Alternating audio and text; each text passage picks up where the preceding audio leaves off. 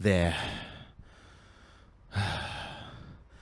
It's been about 6 months since Everly attacked me. I've been on the run ever since. I portaled away and got just past the horizon. I snapped my phone in half and I had to rest a moment. I was really tired. Those bloody hounds took so much out of me, just to slow them down. I could hear Everly getting closer. She had my car. I waited as long as I could, then I portaled home. I just wanted a rest. Some clothes, a shower, just to get the blood and the sweat and whatever those things are made of off of me. But it was getting searched. I'm lucky they didn't see me. I went to Ben's, but he was being watched as well. I tried to get to Lou, but Everly had people there. I had nowhere to go. I've missed this. I finally kicked off whoever was also accessing the server. Probably Everly, but still. I hope it was her.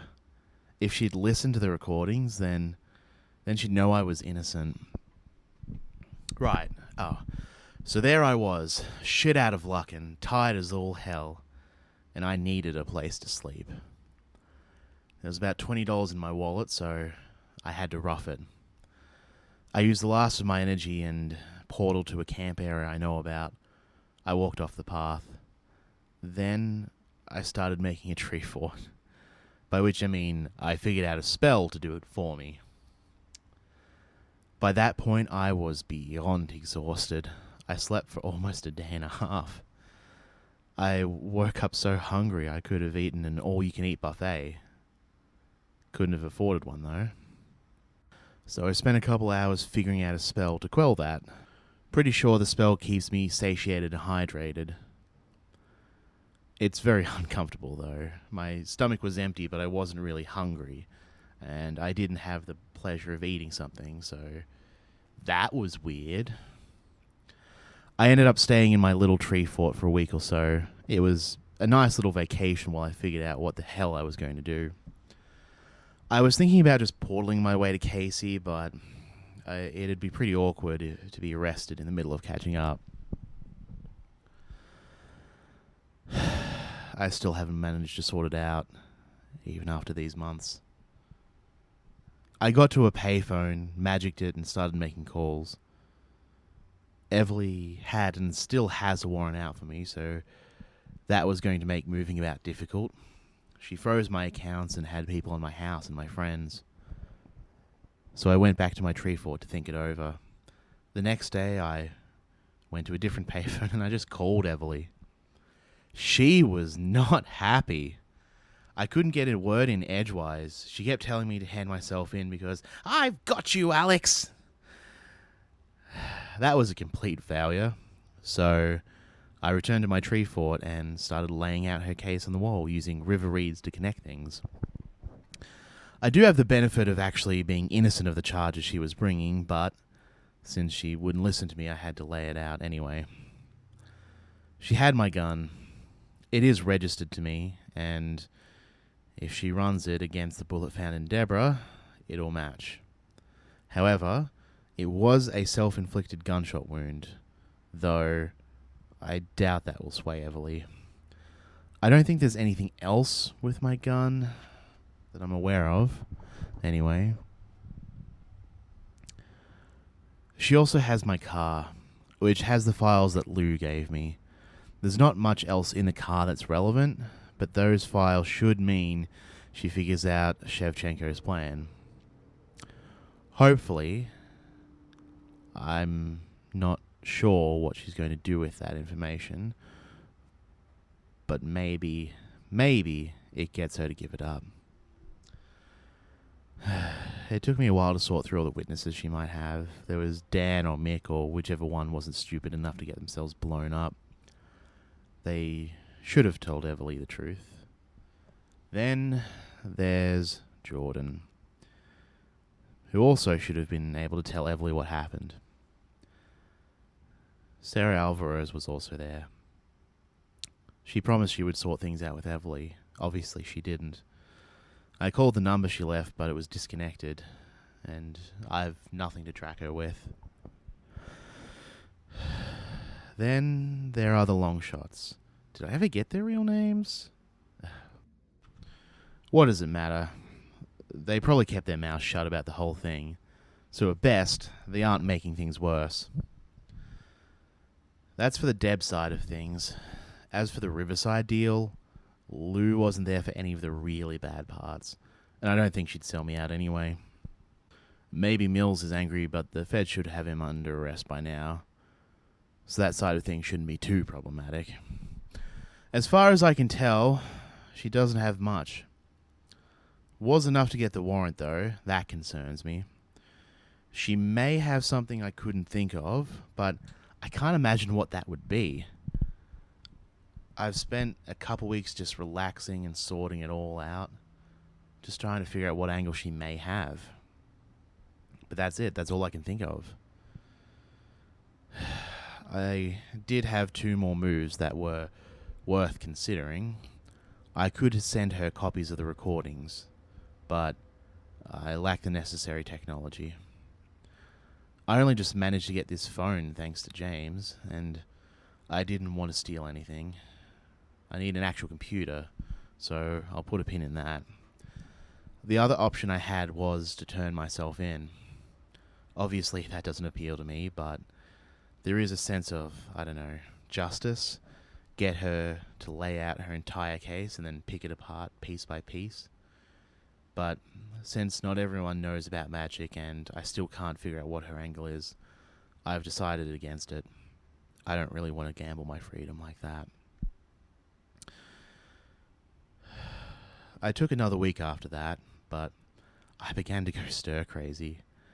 I needed to get out and get it sorted, much as I love my tree fort. So I thought about it and eventually settled on contacting an old friend, James Butcher. He's a detective I used to work with. Was pretty good at the job, but got a hard line about his work-life balance. When his wife got pregnant, he clashed with upper management and then moved precinct when they tried to make things go their way. Good on him. I got to another payphone and I called him up. He remembered me, which was good. He said he'd hear me out if I heard him out. That was a weird deal, but I was in no position to refuse. So I gave him the summary. To his credit, he heard me out. At the end, he said he'd look into it. He didn't end up telling me his half at the time. He said to call him back in 3 days. So I did. He picked up on the first ring and was much more conversational. He checked out my case as much as he could and gave me the summary. The long shot said I shot Deborah and tried to make it look like a suicide. Jordan was out for all of it. Dan got written off as a Stockholm case and Sarah disappeared. That's it. Nothing, just gone. Her family had already moved on by the time she got back from the mine. So I was officially on the hook for Deborah's murder. Ben refused to support charges of kidnapping, so that's something. She did run the gun, so that's a problem. And now for the bonus round, the disappearance of Bill Shevchenko. Shit. James doesn't think I did it, but he doesn't think he can do much about it at this point either. Then he asked me to hear him out. Oh boy. So, there's a serial killer about. The media call them the Dragon's Breath Killer.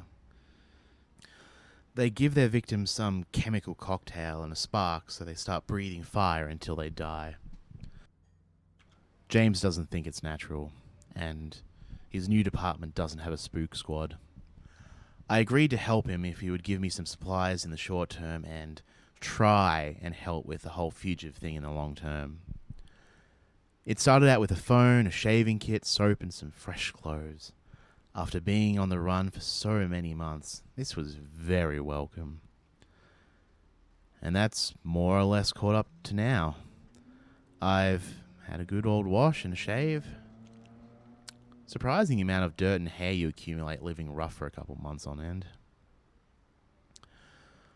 I just wanted to catch all my thoughts while I had the chance. I'm just about to go and meet up with James, so he can fill me in on the details.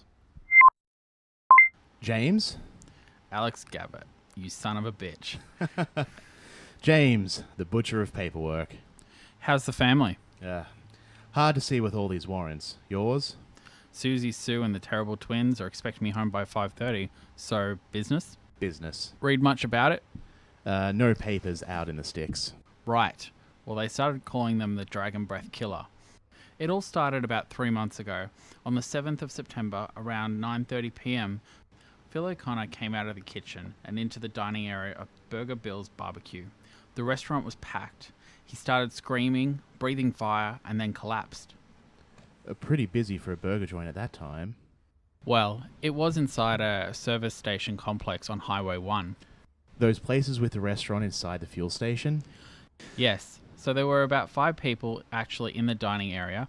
Then there were another 3 other staff at the restaurant, 4 staff attending the fuel counter, 2 cleaners, 3 people in line to pay for fuel, and 1 trucker supposedly asleep in the corner. That's 18. Lucky last is the manager of the complex, Jane Jackson, who was arguing with the victim 20 minutes before he died. You like her? Possibly, but hard to tie her to the later ones. Copycat? Maybe. Physical evidence? About 2/3 of nothing? Yeah, that tracks with magic. So the timeline goes like this. Dinner service starts around 5 p.m. Phil's been on shift for an hour. The cooks get it all ready and Phil either bags it up for the drive-thrus or plates it up for the dine-ins. Jane comes in and starts taking charge of it at 6 p.m. People come and go through this restaurant and the station. At 9 p.m, he finishes a couple of orders and takes them to the counter for the front of house to take them out to the dining area. He goes back to his area and cleans up a little while it's still quiet. Then Jane takes him aside and they have a conversation that quickly gets aggressive on both sides. Their conversation stalls. Jane points at him and says something and then walks away. She hasn't even told us what the conversation was about, but she goes to her back office without a camera in it for about 10 minutes. Then goes out and into the dining area, checking in with the front of house staff along the way. Phil goes back to his station and angrily puts an order together. He takes it to the counter but stumbles and drops it on the way out. He gets his footing, then moves on wobbly feet through the doors to the dining area. He bumps into Jane, who was noticing the dropped order. She was very confused and went to grab him. Phil moves into the dining area and goes to a knee where a patron puts a hand on him to help him up. Phil pulls himself up with the guy's help, then shoves him off. He looks back to Jane, then starts breathing fire. People just sort of watch it happen until it's over. In the chaos, the supposedly sleeping truck driver slips out. One of the fuel station attendants calls an ambulance, another the police. Jane and the other workers go over to him, but he's clearly gone. The ambulance arrives within 10 minutes and immediately pronounces, "A car arrives 5 minutes later and locks it all down. I'm there an hour after that." Who are the standouts? Jane, like I said earlier, she had a heated argument with the victim moments before they died. That she won't tell us about. The truck driver who left, we haven't been able to track him down. His truck was parked out of sight of the cameras. He didn't fill up? No. Strange. Yep. The cook, Katie Shozer, in the back could have slipped him something. Camera didn't catch them. The patron, Brendan Stryker, could have done something, but I feel that's unlikely. Okay, so that's one of the 3 killings.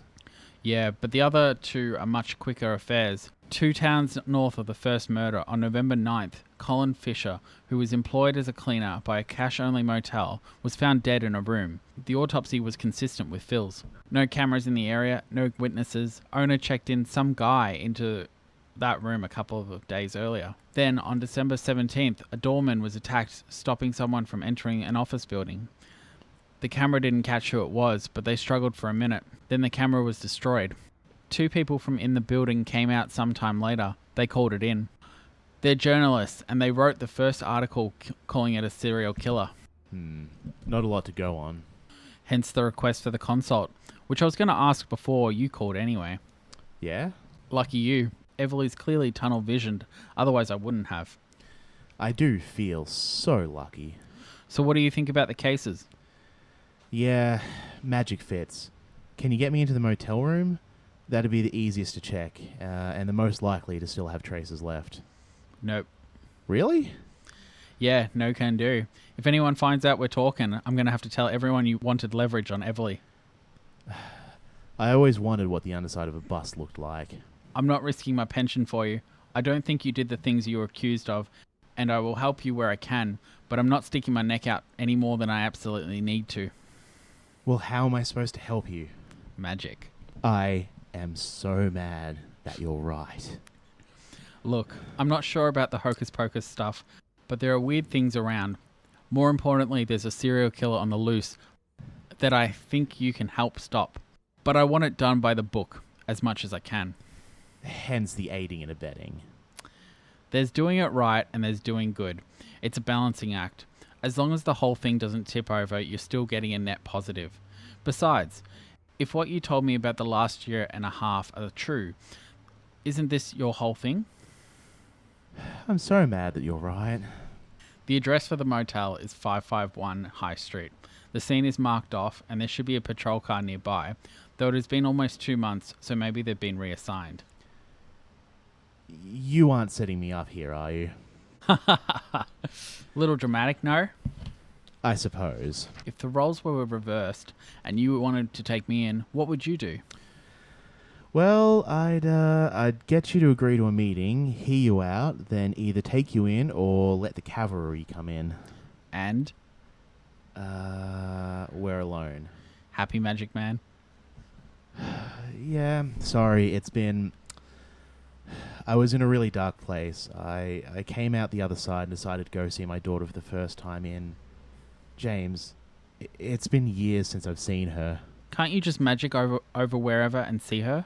And get arrested in the middle of lunch? I'm not going to let it go down like that. I can get that. But what are you going to do about it? Everly's case is thin. At best, she's got a little evidence, but... You got the truth, right? Yeah? Use it. I'm so mad that you're right. Let me know how you go. But if you get something concrete, call the tip line so we can actually use it. This isn't my first rodeo. I know, but I don't want you going all vigilante on me. You might have picked up the wrong call then. You're on the good side of questionable, but I'm straight as an arrow, so keep it clean. Or you'll have my gun and badge. Or I'll call Everly. Oh. Your face right now. Hilarious. I am not amused. See, you're not amused. I'm leaving. Fucking dad jokes. Cannot get worse than that. Jungle Hut, sweet Jungle Hut. James is giving some weird energy, but I think he's on the level. Tomorrow, I think I'll go to the motel and scan it, then look into the case as a whole. I think it's going to be my kind of thing. I can't even imagine how hard it would be to do that sort of thing naturally. Magically, though, that would be easier, but you'd have to be pretty evil or pissed to do something like that. Oh well, sleepy time.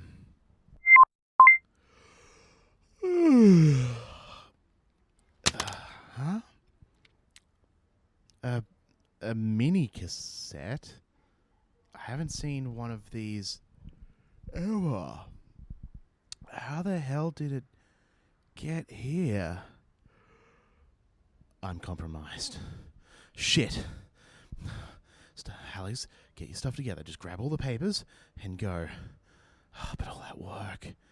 Oh, God, I'm going to have to destroy this stupid heart. Damn it. Damn it. Ah! I'm in. I just portaled into the motel room. So let's have a look around and see. Looks like a pretty standard motel room. Double bed, one window, sliding door to bathroom. Cheap lamp, cheap TV, cheaper bar fridge. In the bathroom, there's a sink, shower, toilet. No little containers to steal, damn it. So, the elephant in the room. There's a stain in the ground where the victim probably ended up. The legs are close to the wall, so fell face forward, I think. So let's have a look at the ceiling. There's a burn pattern in the ceiling, but it's small. So either the fire was cool, small, or mitigated. If it's cool, it might not have killed the person, so I don't think that's it. Small could work. Let's have a closer look at the pattern. At the center, it's burnt right through to the insulation. About 10 centimeters, 4 inches. Some of the insulation is melted. You can do that? Hey phone, what's the melting point of insulation? Some insulation has no true melting point, but some melt around 1100 degrees Celsius or about 2000 degrees Fahrenheit. So the fire was very hot. Like, super hot. But was it focused? I think that would have to be your intention. But I don't think that lines up with how this whole effect works. That is a guess. The area around the burn hole is scorched and blackened. Some of the paint is cracked and bubbled. That goes around 1.5 meters or about 5 feet from the center of the hole. Then some dark spots out from that. So that means it wasn't small. So it was mitigated? The fire triangle is oxygen, heat, and fuel. So either magically or naturally, you have to move at least one, right? So heat. You can use water, stop the breath, or use a fire extinguisher. So, well, you can't remove the fuel. Oxygen, I don't know. I don't think it's that one. So it has to be heat, right? I can see an extinguisher out of the window, but you might be seen getting it. So water. Oh, those dark spots of mold. So there's mold in the ceiling outside of the burn radius. And I think fire generally beats mold. Ow. And James didn't mention the fire spreading. He said the cleaner was found later. So cleaner walks in, surprises the perp. Perp lights them up, realizes what they've done, then gets some water and douses the fire so the whole place doesn't go up. Or down? Ugh, lateral adjectives. So, water dries up before they're found and then perp walks away. Makes sense. Need to check if there's a bucket or something that comes with the room. Alex, just stop putting it off. It is your kind of case. Just scan the room, see what's there.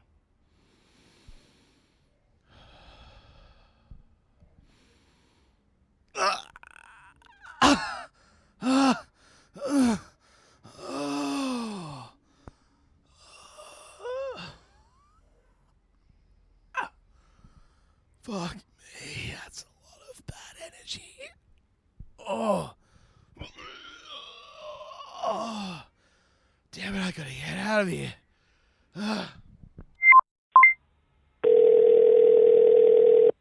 Yeah? James, was there a bucket in the room? Yeah, we think the perp used it to douse the fire. How long did it take you? Fire, guys? About a minute or two. Well, I'm not doing too bad then. Get anything useful? Well, it's definitely my kind of case. I was afraid of that. I'll keep looking into it. Okay. I gotta get that transfer. I got the tape transferred to digital because I don't own a damn mini tape player. No one does. It was probably tracked magically, electronically, who knows. The kid who transferred it hasn't been talked to. Hopefully this is worth my last $20. Here we go. Alex Gabbett, long time no see. Since you reached out to me, I thought that I'd return the favour. I've got the ballistics report back. It's only a matter of time. I am a law woman and you are an outlaw. Killing people by framing it as suicide. I've seen some dark shit before, but you are the most evil, vile, pathetic criminal killer I've ever seen. And I will bring you down. Fuck.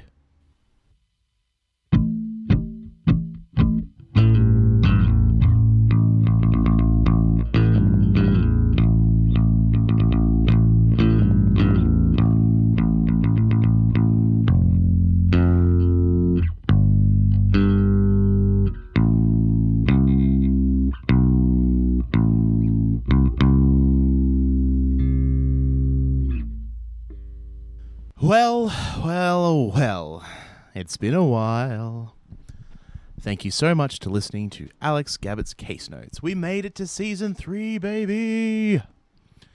Somehow we always get renewed by the network. You can like us on Facebook, follow us on Twitter. I think the Tumblr's still going. Subscribe here, Stitcher, watch the video with a neat little animation on YouTube. That's about it. I'm excited for this season. It's definitely going to be interesting. And if you're listening, thank you so much for being here. I'll see you in 2 weeks with an episode entitled The Day Job. Thank